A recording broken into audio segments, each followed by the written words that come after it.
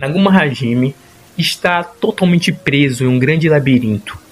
Nessa parte desse labirinto, ele está bem no fundo desse labirinto, e nesse lugar vários monstros poderosíssimos que até mesmo se devoram entre si, e ele corre grande risco, porque ele sabe que é o próximo a morrer. Então o terror começa a entrar cada vez mais fundo na cabeça de Hajime. Ele precisa fugir dali.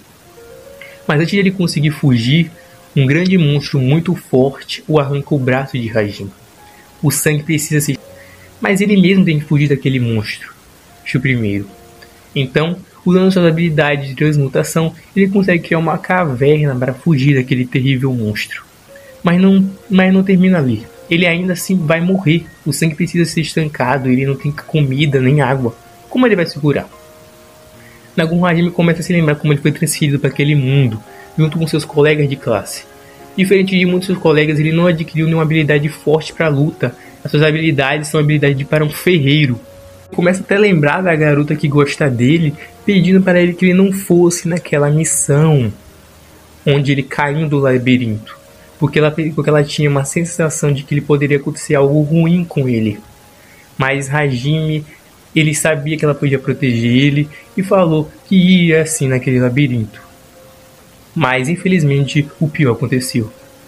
Hajime então decide aceitar a morte. Mas só que não. Hajime, diferente de tudo que pensavam, fala: eu preciso sobreviver. Ele bebe a água que cai do cristal e se fortalece, cura suas feridas e vai atrás da caça de um monstro. Ele precisa de carne, e a única comida que tem são os monstros que tem ali. Então Hajime, usando a sua inteligência, consegue caçar um monstro, come da carne dele e depois de desmaiar percebe que adquiriu todas as habilidades daquele monstro. Isso é muito interessante. Hajime então cria com a habilidade que ele conseguiu dos monstros criar uma arma e vai atrás daquele monstro que arrancou o braço dele. Ele arranca o braço daquele monstro e o devora. Hajime enfim consegue sua vingança contra aquele monstro maldito que quase o matou. Hajime está ficando cada vez mais forte e decide sair daquele labirinto para voltar para casa.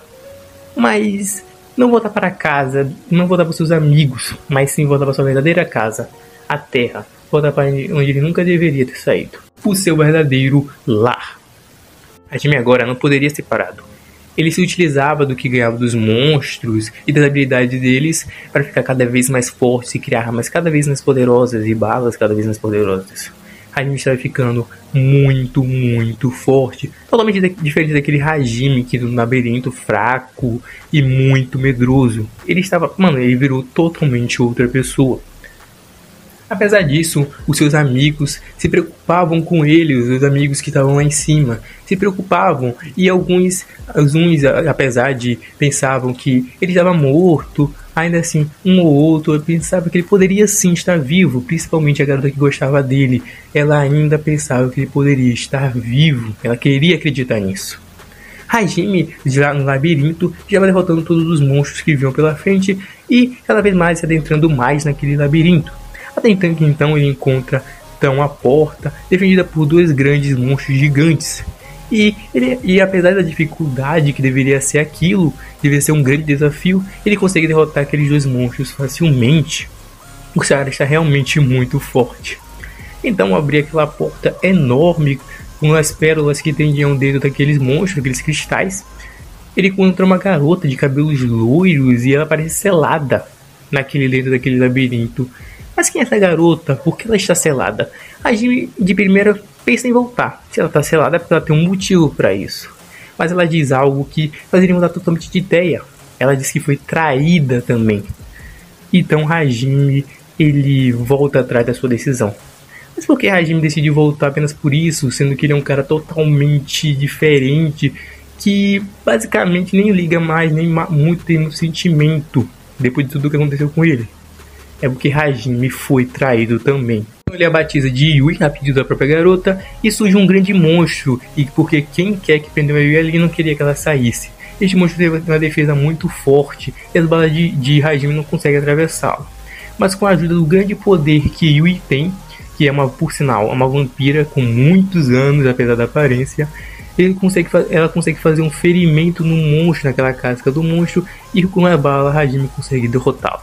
Então, esse é o começo da aventura entre Yui e Hajime. Então, depois de saírem daquele lugar, Hajime vai com aquela casca daquele monstro, faz um rifle e balas muito fortes, podendo assim superar inimigos com a defesa mais forte. Hajime então depois de ter ficado mais forte também, depois de comer aquele monstro, vai se aventurar com Yui por aquele grande labirinto.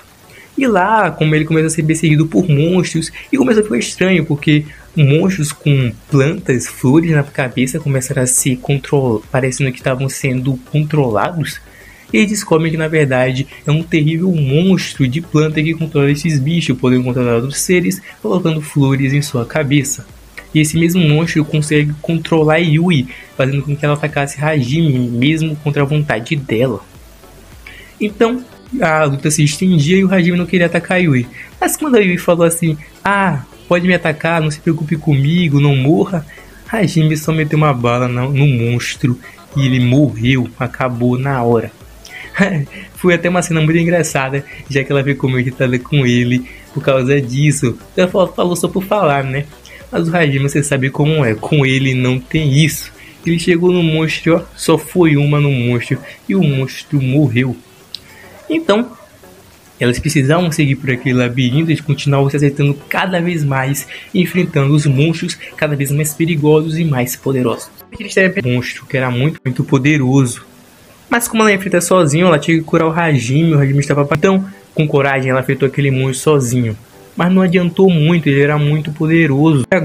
Mas o Hajime, né, velho? O cara é muito gênio, o cara é muito genialidade do Hajime. Ele finalmente conseguiu derrotar o último inimigo. Que vitória dos dois. E Yui, depois daquela grande batalha, mereciam um devido descanso. E o tiveram, apesar que eu escolhi um lugar bem específico, né, para eles descansarem.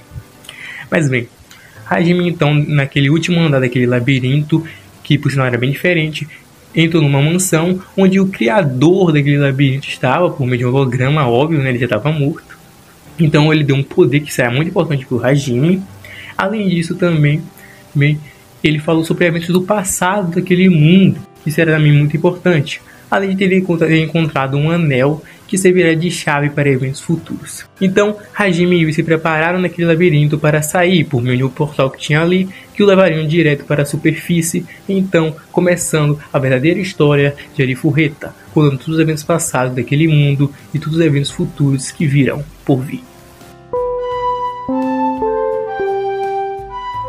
Então, gente, se vocês gostaram, é um estilo de vídeo diferente, demorou muito para fazer, foi muito difícil.